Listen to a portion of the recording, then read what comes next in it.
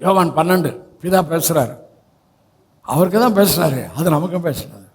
யோவான் 12 கோதுமை மணியானது நிலத்தில் வந்து சாகாவிட்டால் தரித்திருக்கும், செத்ததையாய்கள் மிகுந்த பலனை கொடுக்கும். மரணத்தை குறித்து பேசுகிறார்.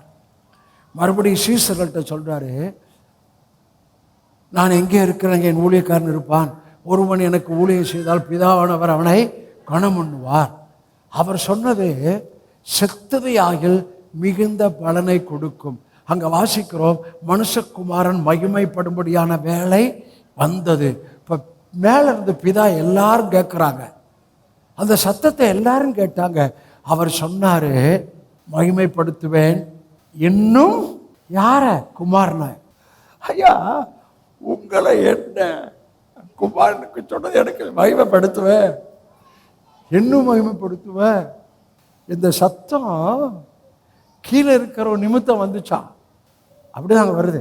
கீழே இருக்கிற நிமித்தம் எப்பா என் குமாரனை மகிமைப்படுத்துவேன், என்ன மகிமைப்படுத்துவேன் சத்தம் வந்துச்சான். கர்த்தர் பிள்ளைகளாகி உங்களை மகிமைப்படுத்துவாரா? தேவன் எவர்களை நீதிமான்கள் ஆக்கினாரோ அவர்களை மகிமைப்படுத்தியும், சொல்லுங்க, மகிமைப்படுத்துவாரா? பெரிய அளவு உங்களை என்ன மகிமைப்படுத்துறதை நான் பேசுகிறேன்.